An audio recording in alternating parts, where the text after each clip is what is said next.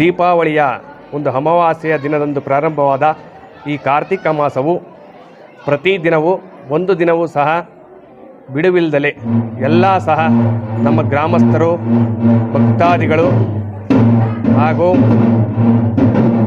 ಎಲ್ಲ ಅಣ್ಣ ತಮ್ಮಂದಿರು ಸಹ ಪ್ರತಿದಿನವೂ ಸಹ ಒಂದು ಕಾರ್ತಿಕ ಪೂಜೆಯನ್ನು ಮಾಡಿಸಿಕೊಂಡ ಮೂಲಕ ಈ ಒಂದು ತಿಂಗಳ ಈ ಪೂಜಾ ಕಾರ್ಯಕ್ರಮನ ಮುಕ್ತಾಯ ಮಾಡಿ ಇವತ್ತಿನ ದಿನ ದೀಪ ಏರುವಂತಹ ಒಂದು ಕಾರ್ಯಕ್ರಮವನ್ನು ಹಮ್ಮಿಕೊಂಡಿದ್ದು ಶ್ರೀ ರಂಗನಾಥ ಸ್ವಾಮಿ ದೇವಸ್ಥಾನದಲ್ಲಿ ದೀಪ ಏರುವ ಕಾರ್ಯಕ್ರಮವನ್ನು ಇವತ್ತು ಹಮ್ಮಿಕೊಂಡಿದ್ವಿ.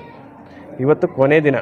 ಪ್ರತಿ ವರ್ಷದಂತೆ ಸಹ ಪ್ರತಿ ದಿನವೂ ಸಹ ಒಂದು ದಿನವೂ ಸಹ ಬಿಡುವಿಲ್ಲದಲೇ ಯಾವತ್ತೂ ಸಹ ಮಿಸ್ ಮಾಡ್ದಂಗೆ ಶ್ರೀ ರಂಗನಾಥ ಸ್ವಾಮಿಗೆ ನಮ್ಮ ಗ್ರಾಮದವರು ಪ್ರತಿಯೊಬ್ಬರು ಸಹ ಪ್ರತಿಯೊಂದು ಮನೆಯವರು ಸಹ ವಿಳೆದೆಲೆ ಪೂಜೆಯನ್ನು ಮಾಡಿಸೋದ್ರ ಮೂಲಕ ಇದಕ್ಕೆ ಸಹಕಾರ ಕೊಟ್ಟು ಎಲ್ಲರೂ ಸಹ ಸಹಕಾರ ಕೊಟ್ಟಿರ್ತಾರೆ. ಅದಾದಮೇಲೆ ಭಾಳ ಸಂಖ್ಯೆಯಲ್ಲಿ ಹೆಚ್ಚಿನದಾಗಿರ್ತಕ್ಕಂಥ ಒಂದು ಮುಖ್ಯವಾಗಿರ್ತಕ್ಕಂಥ ವಿಚಾರವೇನಪ್ಪ ಅಂದರೆ ಪ್ರತಿ ವರ್ಷವೂ ಸಹ ಈಗಾಗಲೇ ಸುಮಾರು ಒಂದು 20 ವರ್ಷಗಳಿಂದ ನಮ್ಮ ಇಕ್ನೂರು ಕುರುಬನಹಳ್ಳಿ ರಂಗಶಾಮಣ್ಣರು ಅಂತ ಎಮ್ಮೆನವರ ಅಣ್ಣ ತಮ್ಮಗಳು ಸಹೋದರರು ಅವರು ಪ್ರತಿ ವರ್ಷವೂ ಸಹ ಇವತ್ತಿನ ದಿನ ಎಲ್ಲ ಭಕ್ತಾದಿಗಳಿಗೂ ಅಣ್ಣ ತಮ್ಮಗಳಿಗೂ ಸಹ ಅನ್ನದಾನವನ್ನು ಮಾಡಿಕೊಂಡು ದೀಪವನ್ನು ಹಚ್ಕೊಂಡು 101 ದೀಪ ಹಚ್ಚೋದ್ರ ಮೂಲಕ ಅವರು ಸಹ ಇದಕ್ಕೆ ಸಹಕಾರ ಕೊಟ್ಟಿರ್ತಾರೆ.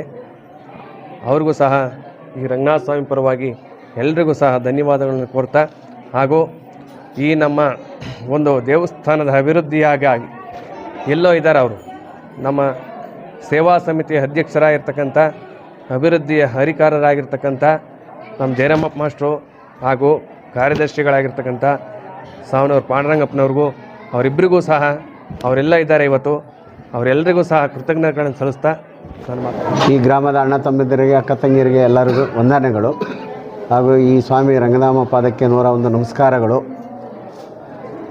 ಎಲ್ಲ ಗ್ರಾಮದ ಅಣ್ಣ ತಮ್ಮಂದಿರು, ಅಕ್ಕ ತಂಗಿಯರು ಸಹಕಾರ ಕೊಟ್ಟು ಪ್ರತಿ ವರ್ಷ ಕಾರ್ಯ ಮಾಡೋದಕ್ಕೆ ಎಲ್ಲರೂ ಬೆಂಬಲದಿಂದ ನಾನು ನಡೆಸ್ಕೊಂಡು ಹೋಗ್ತಾಯಿದ್ದೀನಿ. ಸಹಕಾರ ಎಲ್ಲ ಜನಾಂಗದವರೆಗೂ ಪ್ರತಿ ವರ್ಷ ಇದೇ ರೀತಿ ಒಳ್ಳೆಯದಾಗಲಿ, ಒಳ್ಳೆ ಮಳೆ ಬೆಳೆ ಆಗಲಿ ಅಂತ ಹೇಳಿ ಸ್ವಾಮಿ ಹತ್ರ ಬೇಡಿಕೊಳ್ಳಿ. ಶ್ರೀ ರಂಗರಾಮ ದೇವಸ್ಥಾನದಲ್ಲಿ ಪೂಜಾ ಕಾರ್ಯಕ್ರಮ ಏರ್ಪಡಿಸಲಾಗಿದೆ.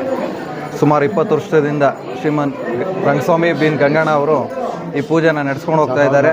ಸಹೋದರರು ಮತ್ತು ಗಂಗಾಜನ ಮೊಮ್ಮಕ್ಕಳು, ಹಾಗೆ ಎಲ್ಲರಿಗೂ ಅವ್ರ ಕುಟುಂಬದ ಒಳ್ಳೇದಾಗಲಿ ಅಂತಂದು ಆ ದೇವರಲ್ಲಿ ಪ್ರಾರ್ಥನೆ ಮಾಡ್ಕೊತಾ ಇದ್ದೀನಿ. ಹಾಗೆ ನಮ್ಮ ಸ್ವಾಮಿಗಳು ಒಳ್ಳೇದಾಗಲಿ. ಇವತ್ತೇನು ನಡೀತಾ ಇದೆ ಅಂದರೆ ಹಿಂದೆಲ್ಲ ಇಲ್ಲಿ ಜಾತ್ರಾ ಕಾರ್ಯಕ್ರಮ ಅಷ್ಟೊಂದು ವಿಶೇಷ ಇರಲಿಲ್ಲ ಮತ್ತು ಯಾವುದೇ ಲಗ್ನಗಳು ನಡೀತಾ ಇಲ್ಲ. ಇವತ್ತು ಈ ದೇವಸ್ಥಾನಕ್ಕೆ ದಿನನಿತ್ಯ ಬರ್ತಕ್ಕಂಥ ಭಕ್ತಾದಿಗಳ ಸಂಖ್ಯೆ 1000 ಪಟ್ಟು ಜಾಸ್ತಿ ಆಗ್ತಾ ಇದೆ ಮತ್ತು ಕಾರ್ಯಕ್ರಮಗಳು ತುಂಬ ಯಶಸ್ವಿಯಾಗಿ ನಡೀತಾ ಇದ್ದಾವೆ. ನಮ್ಮೂರಲ್ಲಿ ಹಿಂದೆ ತುಂಬ ಬಡತನ ಇತ್ತು. ಇವತ್ತು ಆ ಪರಮಾತ್ಮನ ಅನುಗ್ರಹದಿಂದ ಇವತ್ತು ಎಲ್ಲರೂ ಕೂಡ ಯಾವತ್ತೂ ಉಪವಾಸ ಇಲ್ಲ. ಅಲ್ಲೆಲ್ಲ ನಾನು ಕಂಡಂಗೆ ಭಾಳಷ್ಟು ಉಪವಾಸ ಅನುಭವಿಸ್ತಾ ಇದ್ವಿ. ಇವತ್ತು ಎಲ್ಲರೂ ಕೂಡ ಯಾರು ಕೂಡ ಉಪವಾಸ ಇಲ್ಲದಂತೆ ಒಳ್ಳೆಯ ಉತ್ತಮವಾಗಿರ್ತಕ್ಕಂಥ ಜೀವನವನ್ನು ಸಾಗಿಸ್ತಾ ಇದ್ದಾರೆ. ಅದಕ್ಕೆ ಕಾರಣ ಅಂದರೆ ನಮ್ಮ ಊರಿನ ಜನತೆಯಲ್ಲಿರ್ತಕ್ಕಂಥ ಒಳ್ಳೆಯ ಗುಣ. ಊರಿನಲ್ಲಿ ಬೇರೆ ವಿಚಾರಗಳಲ್ಲಿ ಎಷ್ಟೇ ಮನಸ್ತಾಪ ಇದ್ರೂ ಕೂಡ ದೇವತಾ ಕಾರ್ಯವನ್ನು ನಮ್ಮೂರಿನ ಎಲ್ಲ ಜನ ಸೇರಿಕೊಂಡು ತುಂಬ ಯಶಸ್ವಿಯಾಗಿ, ಯಾವುದೇ ವೈಮನಸ್ಸಿದ್ರೂ ಕೂಡ ನಾವು ಹೊರಗಡೆ, ಆದರೆ ಇಲ್ಲಿ ದೇವಸ್ಥಾನ ವಿಚಾರಕ್ಕೆ ಮಾತ್ರ ಎಲ್ಲ ಒಗ್ಗಟ್ಟಿನಿಂದ ನಮ್ಮ ಅಕ್ಕಪಕ್ಕ ಹಳ್ಳಿಗಳು ನೋಡಿಕೊಂಡ್ರೆ ಜಾತ್ರೆಗಳು ನಿಲ್ತಾ ಇದ್ದಾವೆ. ಆದರೆ ನಮ್ಮೂರಲ್ಲಿ ಯಾವತ್ತೂ ಕೂಡ ಜಾತ್ರೆ ನಿಂತಿಲ್ಲ. ಎಷ್ಟೇ ಕಡ್ಬಾಡ್ತಾನೆ ಇರಲಿ, ಎಷ್ಟೇ ಸಮಸ್ಯೆಗಳಿರಲಿ, ಅದನ್ನೆಲ್ಲನೂ ಬದಿಗೊತ್ತಿ ಈ ಒಂದು ಕಾರ್ಯಕ್ರಮವನ್ನು, ನಮ್ಮ ದೇವರ ಕಾರ್ಯಕ್ರಮವನ್ನು ತುಂಬ ಯಶಸ್ವಿಯಾಗಿ ನಡೆಸ್ಕೊಂಡು ಬರ್ತಾ ಇದ್ದಾರೆ. ಆ ಪರಮಾತ್ಮನೂ ಕೂಡ ನಮ್ಮೂರಿಗೆ ಅಷ್ಟೇ ಇವತ್ತು ಅನುಗ್ರಹ ಮಾಡ್ತಾ ಇದ್ದಾನೆ.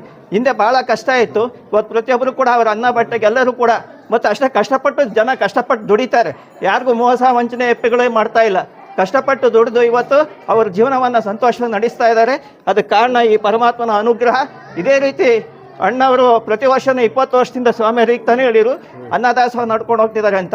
ಆ ಪರಮಾತ್ಮ ಅವ್ರಿಗೆ ಒಳ್ಳೆಯದನ್ನು ಮಾಡಲಿ, ಮುಂದೆ ಇದೇ ರೀತಿ ನಾವು ಕಾರ್ಯಕ್ರಮವನ್ನು ನಡೆಸ್ಕೊಂಡು ಹೋಗ್ಲಿ ಅಂತ ಹೇಳ್ತಾ ನಾನು ಎಲ್ಲರಿಗೂ ಒಂದು ಸುತ್ತಾನೆ ಮಾತನ್ನು ಮುಗಿಸ್ತೀನಿ.